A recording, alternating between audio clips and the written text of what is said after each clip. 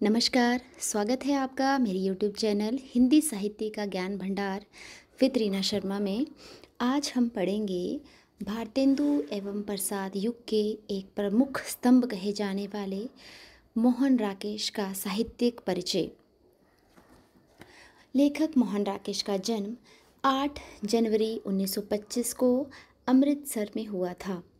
इनका बचपन का नाम मदन मोहन गुगलानी था। इनके पिता करमचंद गुगलानी पेशे से वकील तथा रुचि से साहित्यिक व्यक्ति थे।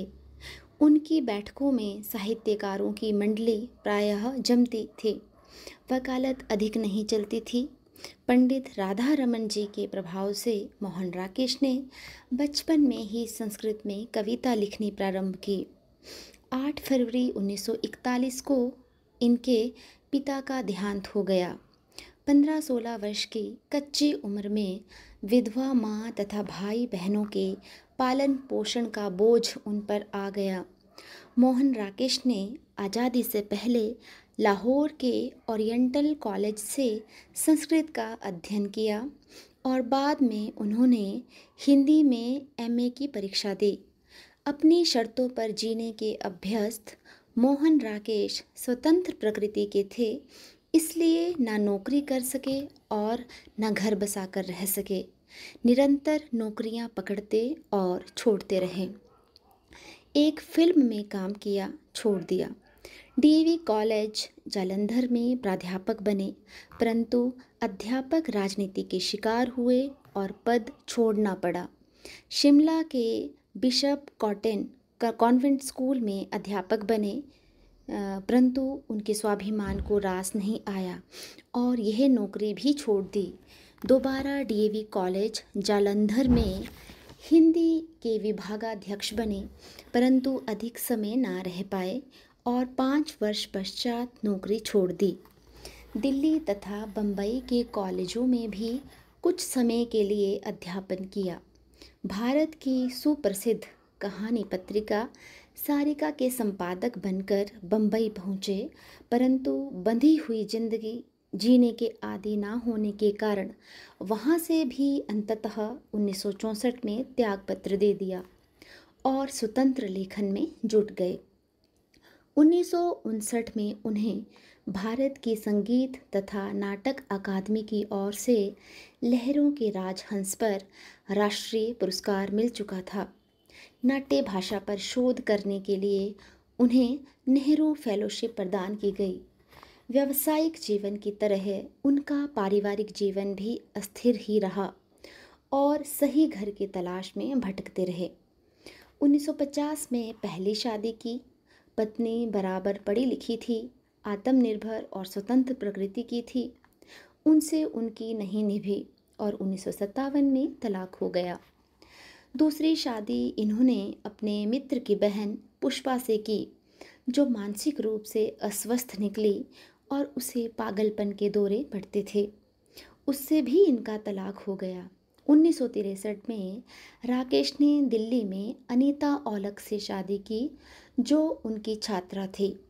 राकेश का वैवाहिक जीवन कुछ स्थिर रहा।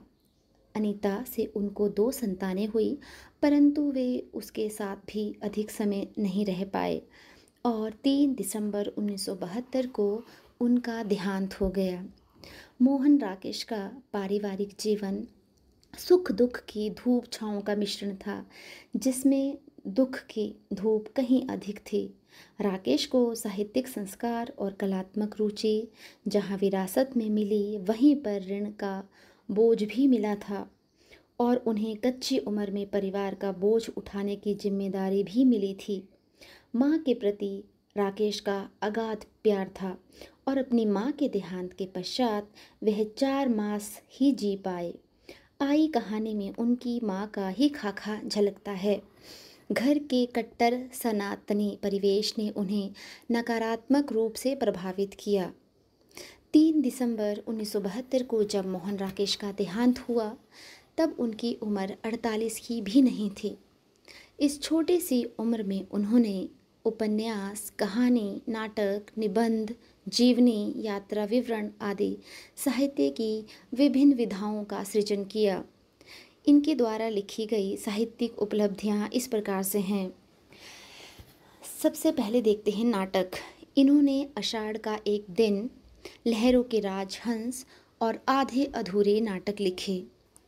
उपन्यास में इन्होंने अंधेरे बंद कमरे में, ना आने वाला कल और अंतराल, ये इनके 3 प्रसिद्ध उपन्यास हैं। इनके द्वारा लिखे गए कहानी संग्रह इंसान के खंडर, नए बादल, एक और ज़िंदगी, जानवर और जानवर, फौलाद का आकाश, मलबे का मालिक, परमात्मा का कुत्ता, इन्होंने कुल 66 कहानियाँ लिखी हैं। इनके द्वारा लिखी गई संपूर्ण कहानियाँ 4 खंडों में प्रकाशित हो चुकी हैं। मलबे का मालिक तथा परमात्मा का कुत्ता जैसी कहानियाँ देश विभाजन की त्रासदी पर भी लिखी हैं। मोहन राकेश की अधिकांश कहानियाँ स्त्री पुरुष संबंधों पर लिखी गई हैं। इन्होंने समय सारथी जीवनी लिखी है, आखिरी चट्टान तक यात्रा वृतांत लिखा है, परिवेश और बकलम खुद निबंध लिखे हैं, अंडे के छिलके, दूध और दांत जैसे एकांकी लिखे हैं। तो इतनी सी छोटी उम्र में इन्होंने इतनी साहित्यिक विधाओं में अपनी लेखनी चलाई है। ये था हमारा आज का मोहन राकेश का साहित्यिक व जीवन परिचय। धन्यवाद।